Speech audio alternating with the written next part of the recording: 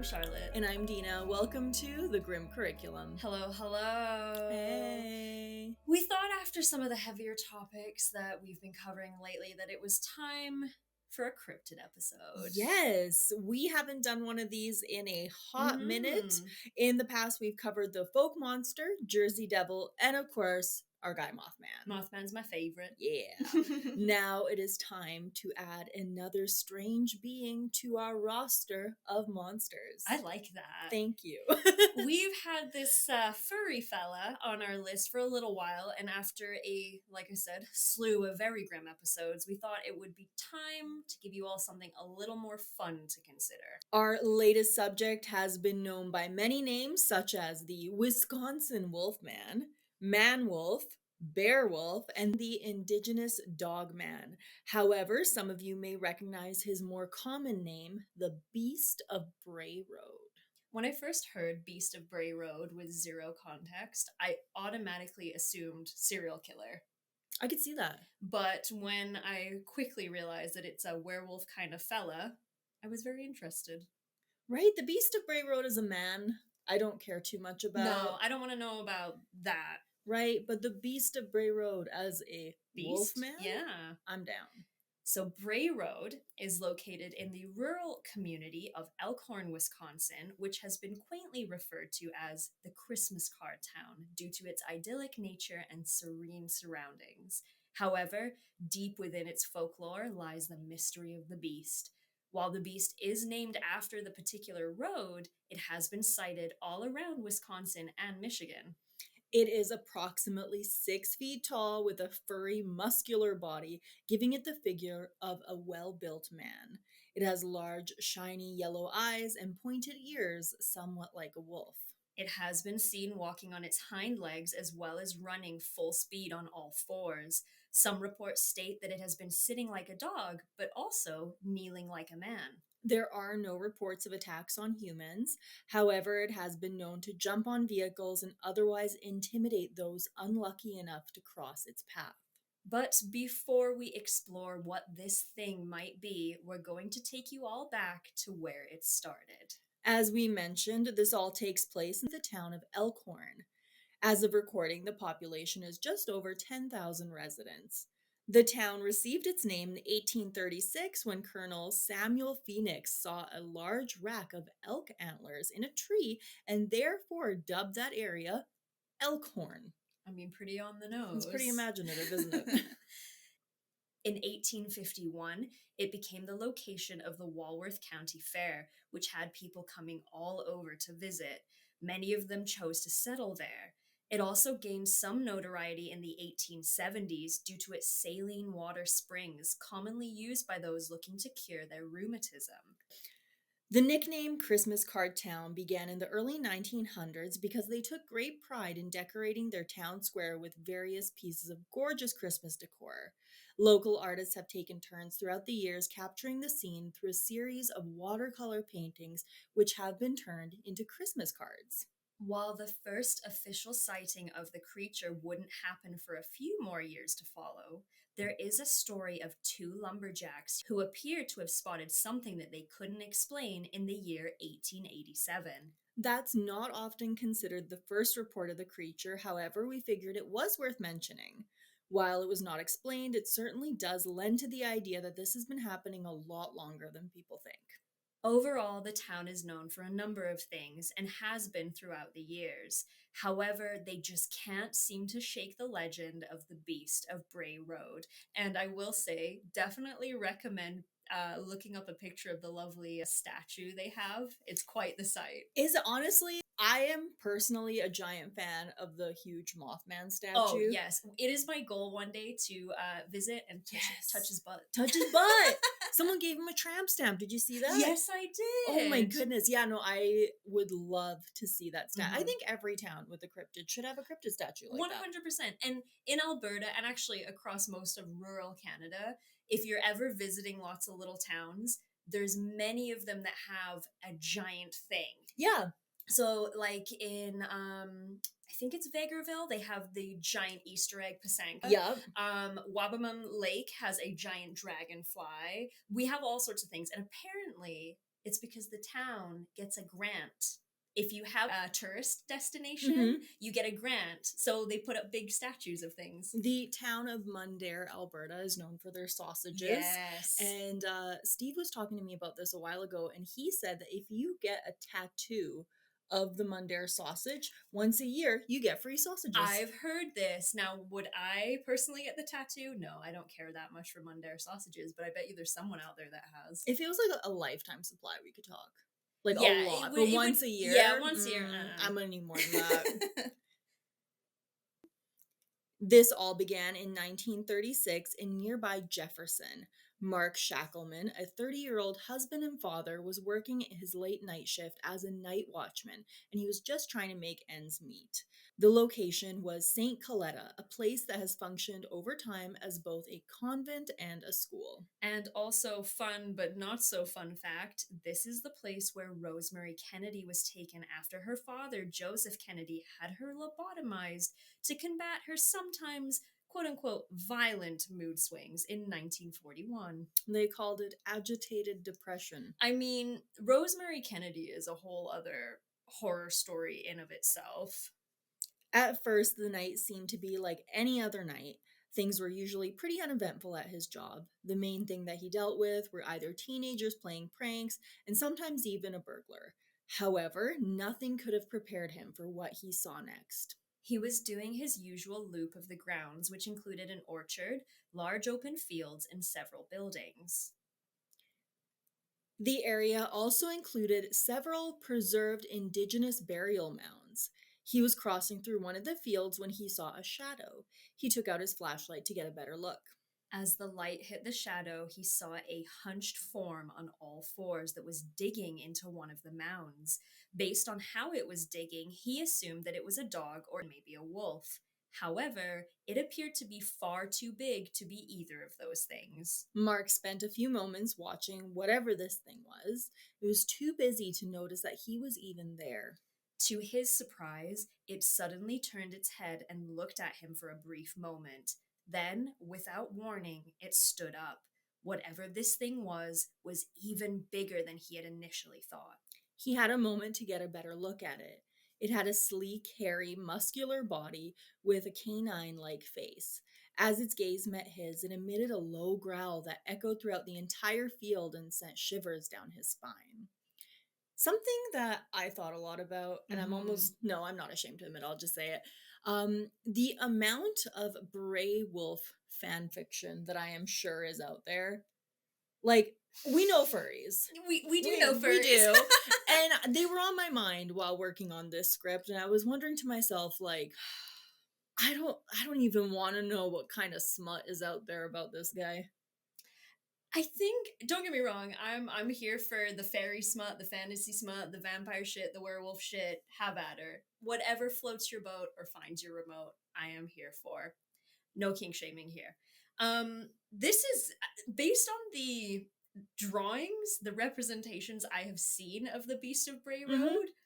I can't say he rustles my jimmies, let's put it that way. No, he's scary. But you know what? Rule 34 of the internet, if it can be sexualized, it will be sexualized. And I'm sure someone's already done it. Oh, absolutely. So poor Mark is frozen in fear, his heart is beating out of his chest, and he's doing his absolute best to remain calm. Good job, buddy, because I don't think I would have. I would pee my pants. I'll say, if I was wandering the grounds of some place that was a protected indigenous burial ground, if I saw something scrambling and digging at one of the mounds, I'd be like, you know what? This is not my business. Yeah. I'm going to go inside, lock the door, put on a pot of coffee, and just call her a night. That's one of those, like, see nothing, say nothing moments. Absolutely. I'm not here to fuck around and find out. So the fact that he shone his flashlight on it, he's either a brave or a stupid man. But all this to say, he couldn't help but notice the stench of rotting meat throughout the air. Without warning, the creature turned and took off into the trees, and just like that, it was gone. And then at this point, I'd be turning around, going back to the place and making a pot of coffee. Right? Yeah, Like, no. exactly. I've had jobs where I've worked graveyard shifts, especially like you're Mhm. on little sleep, you're working long hours, and I can say after a while your brain it kind of starts to play tricks on you. And the place that I worked at was actually known for being haunted. There were a lot of stories of Ooh. everyone had kind of experiences there. It was a very negative place, a very sad place. Mhm. So it wasn't like it just had that negative energy about it. And I once made the mistake of watching a series of horror movies during one of my shifts because we were allowed to watch Yeah, movies on yeah. our downtime, right? Absolutely. And I will never forget that night. I was like, something could happen, and something's probably gonna happen, and this is how horror movies Oh, start. the worst part is when your own imagination starts to Oh spiral and yeah. you're like, stop thinking about it. Oh, I'm gonna think about Yeah, and it. it's 3 in the morning, you have nothing but your own thoughts. If I would have seen something that night, it would have been that night to see it. If you've ever been in a dark school hallway at night or a dark Mm, hospital hallway at night, it's just humanity that makes all the hairs on the back of your neck stand up. And it's the same feeling when you run up the stairs out of the basement after you've turned the lights out. Logically, you know, chances are probably nothing's going to happen. But the little reptile brain in the back of your yeah, skull oh is my like, god. you gotta be careful. I always trust that feeling. So, as far as we know, the rest of Mark's shift went off without a hitch. However, when he came back the following night, things began to get a little strange once again. He did his usual rounds and reluctantly returned to the fields. To his horror, he saw whatever this thing was once again, and just like the night before, it was digging in the same mound. Mark held his flashlight tightly in his hand and was prepared to run or even fight if he had to defend himself. Just like it had the night prior, the creature stood up and looked at him. However, this time it pulled its lips back into a snarl and began to growl right at him. He would later say that the noise that it made almost seemed like it was half human and half beast. He stayed put, and just like the last time, the teacher turned around and took off. Mark would never see this thing again, although it did stay in his memories for the rest of his life. The main thing that would stand out to him was that it truly seemed like it was trying to communicate with him. A lot of the sources, when you're looking into the Beast of Bray Road, mention this specific sighting, as well as several sightings that happened in the 1980s and 1990s. We were able to find quite a few more that happened before that. The next known sighting took place in 1938 near Paris, Michigan. 17-year-old Robert Fortney was fishing in the Muskegon River when a pack of wild dogs attacked him. Luckily, he had his rifle nearby, and before any of them could attack him, he fired a warning shot into the air, causing the dogs to scatter. All but one.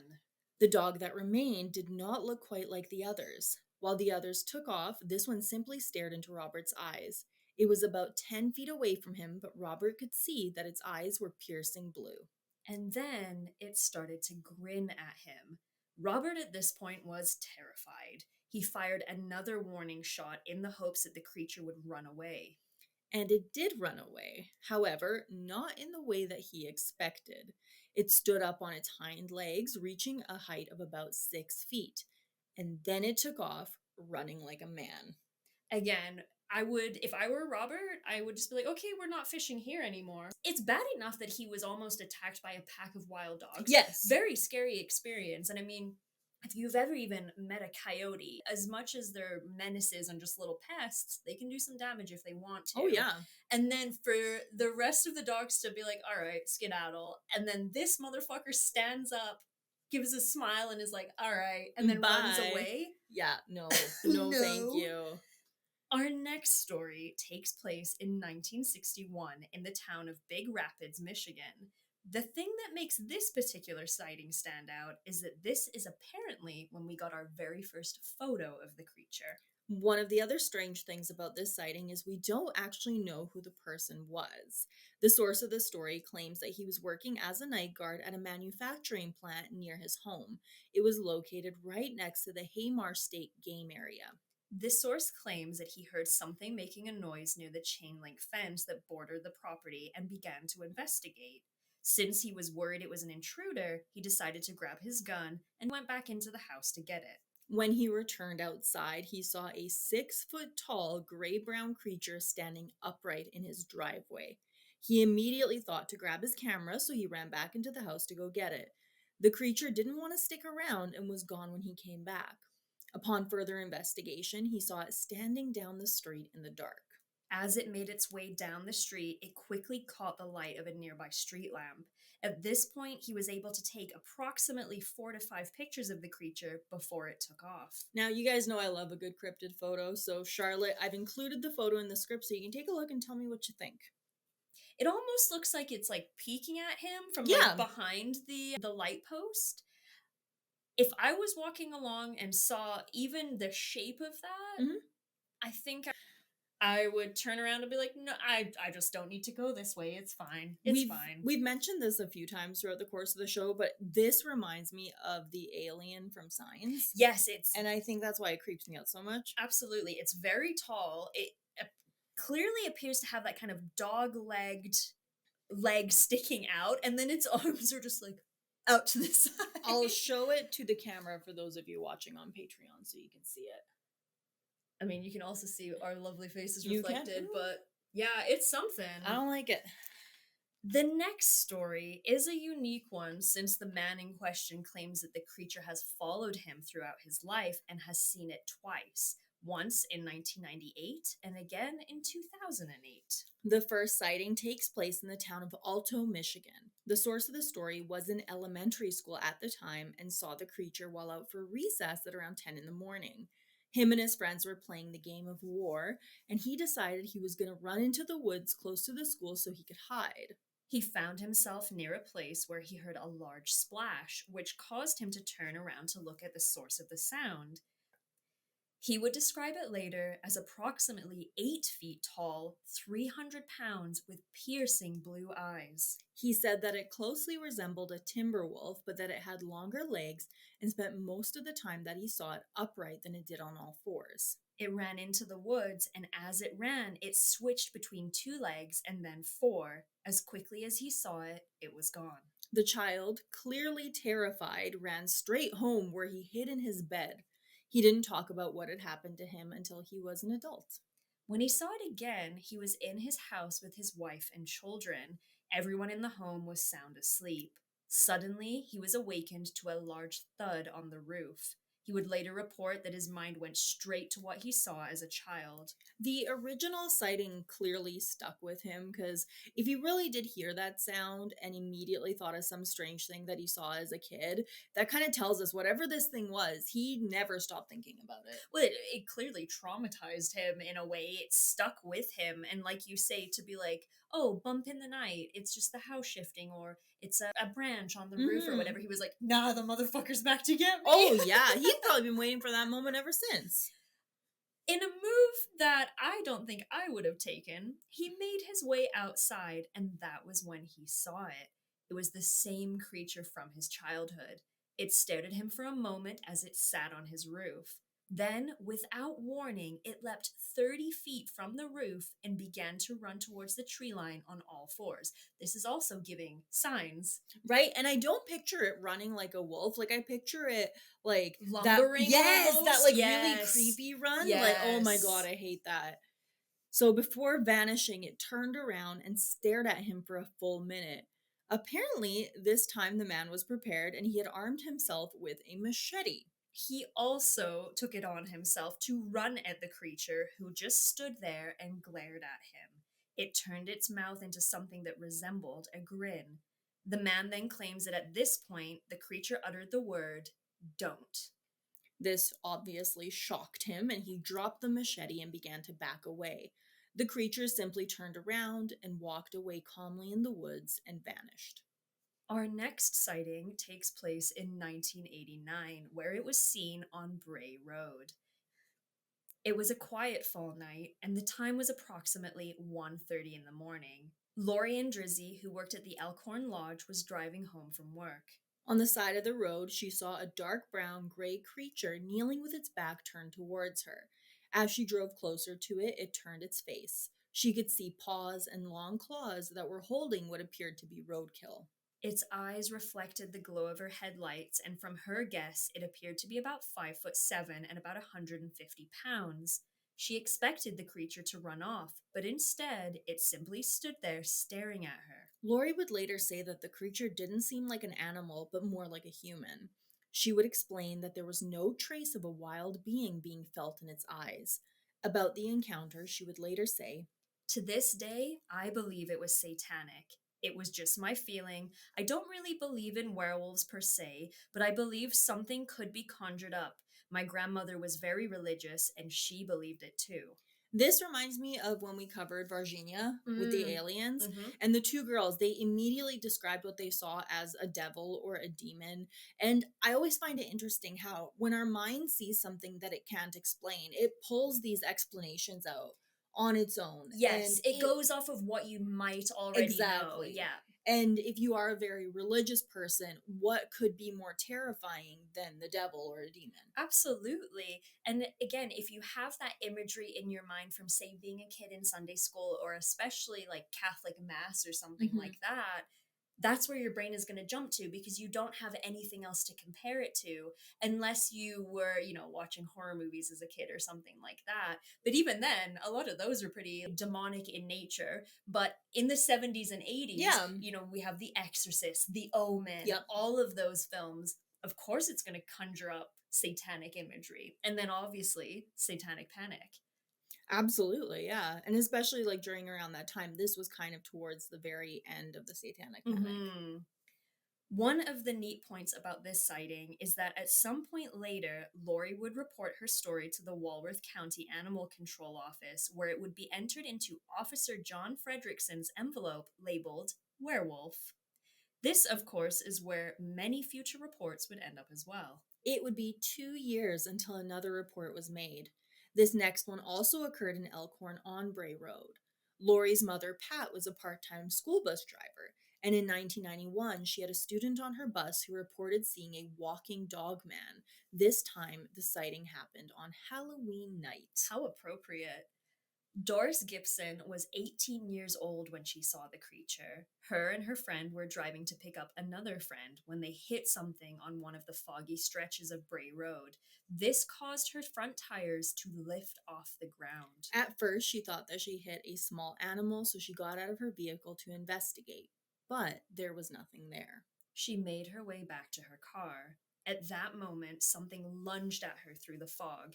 It was brown, had straight fur and a dog face, but at the same time, it had that muscular body and ran on its two hind legs. Doris had no desire to get a better look at the creature and immediately ran to her car. And to me, it's interesting the difference in response from the men in the story versus the women in the story. Very true. She was like, girlfriend, back in the car. Yeah. And the men are like, I'm going to get a weapon and a flashlight. Yeah, and a camera. That too. To their shock and horror, the creature grabbed onto the rear bumper of the car in an attempt to prevent them from getting away. Oh, hell no. Mm-mm-mm-mm. Luckily, they were able to get going and took off as fast and as far away as they could. One of the strangest things about this story is that on their way back, they claim to have seen it again. However, this time they stayed in their car and got the hell out of there as fast as they were able to. After people found out that Doris had also made a report about the creature, more and more people began to speak out about their experience with it. Her report really changed everything because it seems like after this one, that's when everyone wanted to talk about it. Scott Bray, a dairy farmer, claims to have seen what he called a strange looking dog in his pasture a few years prior. He described it as being larger and taller than a German Shepherd with pointed ears and gray and black fur. He assumed that it might be a dog wolf hybrid due to the fact that the majority of its features were canine. However, it was strangely large overall. He attempted to follow it to a large pile of rocks nearby, however, he lost sight of it. All that remained was a series of strange, large footprints in the dirt. Russell Guest also saw the creature around that time. This thing's really getting around. Honestly, from Wisconsin to Michigan, it's making some miles. Oh, yeah. But it's starting to make me wonder, since there seems to be everyone has the general appearance description fairly similar, Mm-hmm. but the size and weight seems to fluctuate. I which have a makes theory me, about that. I yeah. have a theory about that. So it was the youngest child that said it was 8 feet tall. Right. So if you're little, everything seems so much bigger. Exactly. And also, like, I don't know about you, but like, I can't gauge height worth anything. Like, No, height, age, weight, I don't know what you are. unless it's in comparison to me, like I can be like, oh, I'm about 5'6" and a half Hmm. ish. Like you're like, I can kind of do that. But when it comes to weight, age, it's out of there. My worry is that it's a whole family of these creatures. I thought that too. I was like, Yeah. because some of them, like the one that's 5'6" and like what 150, Yeah, that's like Mama Beast of Bray Road. right, 8 foot tall. That's Daddy Beast. They're just a wild little family. Leave them alone, guys. So Russell claims that he was about a block away from an overgrown area when he heard a bush being rustled as if an animal was in there. Suddenly, the creature appeared. It stood up and again just stared at him. He took a few steps back and then he just began to run. He turned around to see if it was following him and saw that it had gone down on all fours but remained in the same place. He then saw it slowly walk over to Bray Road. Russell also describes the creature as similar to a German Shepherd, but much larger. He also assumed that due to its size, it was possibly a wolf dog hybrid. Someone else who made a report after hearing the story from Doris was another dairy farmer named Mark Etten. Now, Mark does admit that he had one too many beveraginos that night. However, he does stand by his story. Mark says that he saw a dog like beast that was much larger than a domesticated canine. He says that it was sitting like a raccoon and using its front paws to hold on to something that it was eating. Once again, this is right by Bray Road. As he passed the creature, it looked at him and he noted that it had a thick, wide snout that was shorter than a dog's muzzle, along with large, muscular legs. For a long time after this sighting, he believed that what he saw was in fact a bear. However, after the reports became public, he began to question what he had seen. The next sighting of note doesn't take place until around the year 2006, this time in Fitchburg, Wisconsin. A college student named Matt was up late working on his homework when he heard some strange sounds outside. This one's a crazy one. I want to know your thoughts after this one. Oh, okay. He would later describe what he heard as strange popping sounds, almost like bubble wrap being popped, and that it seemed like they were coming from the walls. Then, all of a sudden, thousands upon thousands of birds flew off loudly, which was strange considering it was the middle of the night.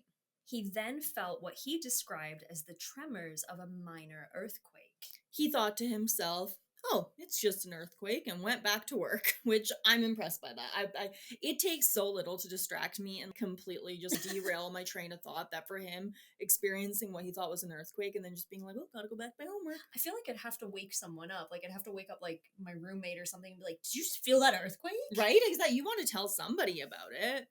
Moments later, he heard a blood curdling scream. He would later say it sounded like someone was being killed. He thought someone had been injured in the earthquake, and so he ran outside to help. As he did, a car approached him, and in the headlights from the car, he saw something that he just couldn't explain. A creature that looked like a human, however, it had the head of a wolf. The screaming then stopped, and the creature ran off before Matt could get a closer look at it. The car had turned out to be a police vehicle, and the officer inside had arrived to investigate the aftermath of the small earthquake. this is so not what happened. At least I don't think so. But what if it was the police officer screaming? Like I can imagine, like, the police officer, he's patrolling the area, whatever. This thing runs out and he just screams, and then Matt in there doing his homework or whatever is like, huh, that's weird. And it's just this poor police officer just like I wouldn't blame him.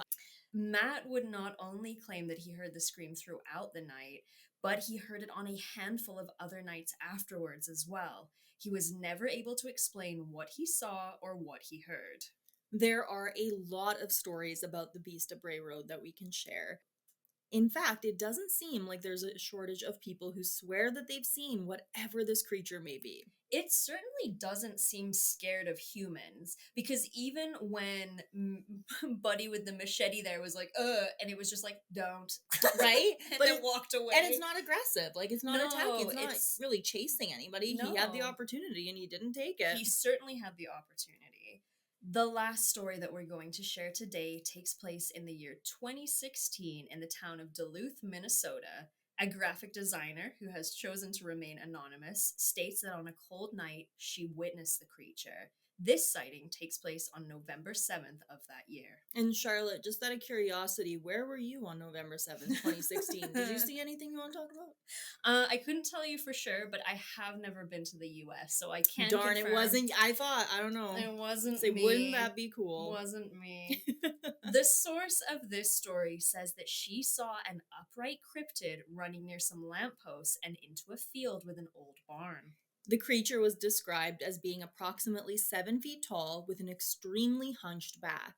It had a wolf-like face and moved awkwardly as if it was walking like a gorilla.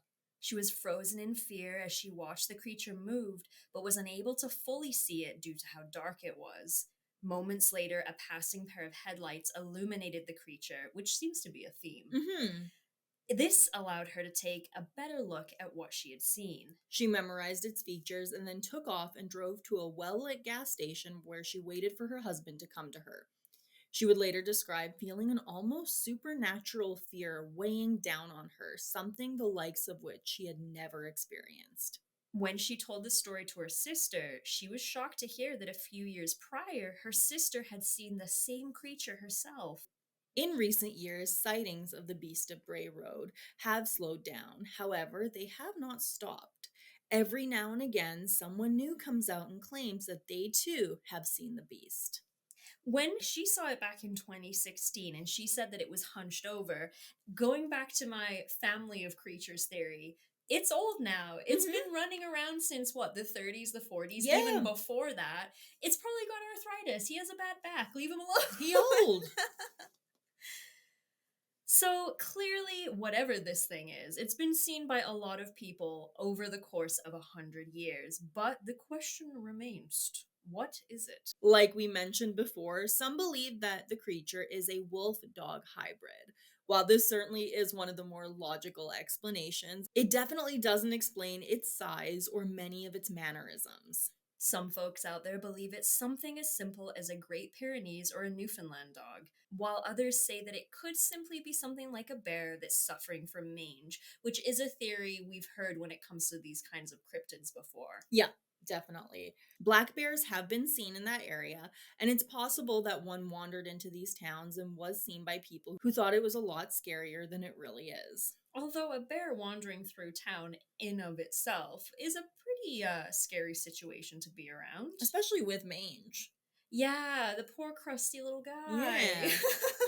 However, reports do say that the closest bear with mange that was spotted in the lower peninsula of Michigan was in 1984, and that area is separated from the Wisconsin area by Lake Michigan. That makes the bear theory unlikely.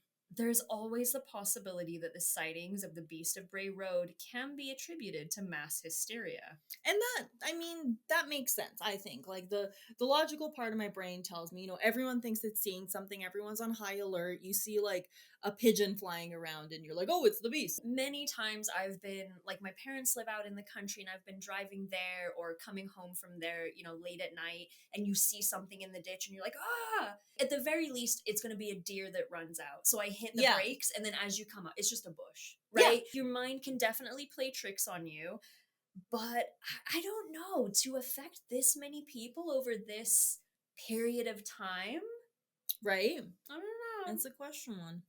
In 2003, Linda Godfrey wrote the book The Beast of Bray Road, Tailing Wisconsin's Werewolf. Tailing, I like that. I just got that.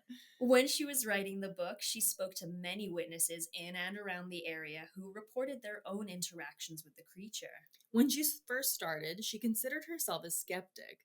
However, she does say that she truly believes the witnesses who spoke to her. She stated, There is a high possibility that everyone is not always seeing the same thing. There could be a biological, physical animal seen by some, while others see phantoms or supernatural entities from a variety of sources. A few may be misidentifications or hoaxes. Cryptozoologists have concluded that the Beast of Bray Road is a Wisconsinian Bigfoot that has already been identified, or that it could be something like a Sasquatch or a skunk ape. Like with many cryptids that we've covered in the past, there is really no clear answer. So, could this simply be a strange hybrid, a sick animal, or potentially something much more sinister? What we do know is that there are countless people who claim to have seen it, and many who believe in the Beast of Bray Road. Now, before we get into our own theories, because I want to Mm-hmm. know yours, Mm-hmm. if you have a theory about what this thing is, leave us a comment or email us at Mm-hmm. thegrimcurriculum@gmail.com and let us know your thoughts. If you live in the area, it is clearly not particularly scared of humans. So Go hunting. if you yourself have sighted this strange and unusual beast, Yeah. I would love to hear about it. I feel like if there was the Beast of Edmonton like that, we would go looking for it. Oh, absolutely. At the very least, we'd be going to look for people who had seen it. Yeah, I exactly. want to talk to you. So yeah, send us an email if you have a Mhm. story. What's your theory? What's your main big theory? I guess it could be a sick animal. However, I like the idea of there being a giant family of Bray Road beasts just roaming about for the course of it's been over 100 years, really. I like that idea too. And I will say, I have seen wolf dogs of Hmm. many different. I have been so lucky to visit the Yamnuska Wolf Sanctuary Oh, down so in jealous. by Banff. And it's a fantastic experience. If you're ever in the area, whether you're visiting or you're from Alberta and you want to visit, you Hmm. need to go to the Yamnuska Wolf Dog Sanctuary. It's amazing. But I've seen there the high content wolf dogs, which have Yeah. a lot more wolf than they have dog. And then I've seen the low content wolf dogs, which are obviously a lot more dog than they are wolf. None of those match this description No. in any way, shape, or form. Even one of their wolf dogs at the time, who has, I believe, since passed away, his name was Horton, Horton. and he was an Irish wolfhound crossed with a wolf. So he Oh, was a wow. big boy, but even he did not match this description and was not that big. And dogs aren't walking around on their hind feet like that. No. See, and that's where a bear could be. Exactly. Yes. I could see kind of like a strange, mangy, crusty bear. Yeah. But then that brings in the question of what bear has striking blue eyes? Yeah, and also they said there were no bears. Yeah, I don't know. I like the idea of like a family of Sasquatch, to be honest with you. I really do, honestly. Like I feel like we just need that kind of hope in our lives. I think so. And I very much enjoy that no one was attacked. Yeah. There are really no casualties in this story, unless you count the girls potentially hitting it with their car. But no one died, including the beast, because it tried to Yeah, he's fine. come up to them. I don't know.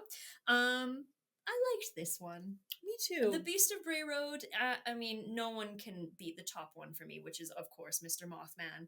But he might be coming up to a strong second, I think. Right, and honestly, there's so many topics that we cover where afterwards we just kind of like, okay, Yeah. take a deep breath, Yeah. settle ourselves down. But I always feel really good after a good cryptid story.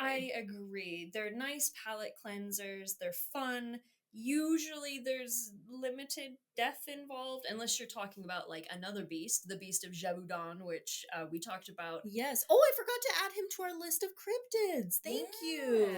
Yeah. Ooh. So, but also a similarly described creature, but with a much higher kill count, obviously.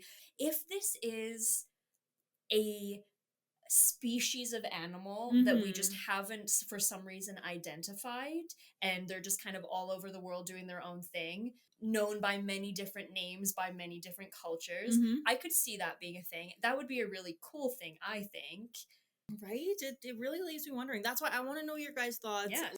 I just want some theories because really I can't make sense out of this one. I think, could it be a hoax? It could always be a hoax. Oh, we yeah. know that, right? But I don't think that they hit something with their car and then it was just some dude in a bear suit holding onto their rear bumper as they were trying to drive away. No, Nah. something's out there.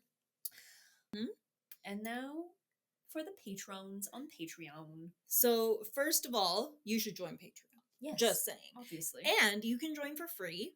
And if you do join for free, you get access to our early episode reveals. So you can find out what we're covering before everybody else. I'll give you all a little hint for next week. We haven't covered a family annihilator in a while, and we're getting back to it. Sorry, guys. We had a beautiful little break with the Beast of Bray Road, and now we're back into depression. Yeah, and we're covering some pretty brutal stuff after that, too. We're covering a serial killer that a few of you have asked us to cover coming up soon, and you're going to be begging for a cryptid story after that. So, yeah, and if you do want to do a paid subscription, you get all sorts of fun stuff, extra content. You get to see our faces in our video episodes, which I feel like is a lot of fun. And if you join our highest tier, you get to be thanked at the end of the episode, like the lovely Atlantean Jedi, Judy, Brian, Hillary, Bob, Steven Centauri, Kevinus Musicus, Mayhem Mudkip, and Lisa. We love you guys. Thank you so much for the support. Anything else? I think we can wrap this one up. I think so too. I'm looking forward to hearing from all of you. After you're done here, I think you should go and listen to another cryptid episode because it's good for the soul. Honestly, they're some of my favorites to do. They're a nice, usually nice, break from all the real life depression that we talk about. And they tend to be a little more fun, a little more historical, a little more fantasy. I like them. Cryptids are a good time. They are a good time. Thank you all so much for listening. This has been The Grim Curriculum. I have a short fact and something you can test out yourself. Okay. The only part of your reflection that you can lick is your tongue. Oh my god. I had to think about that. Now everyone's gonna go to their bathrooms and start licking their mirrors like a bunch of psychopaths. Clean your mirror before you lick it, you guys. Especially if it's in your bathroom. Yeah. Bye.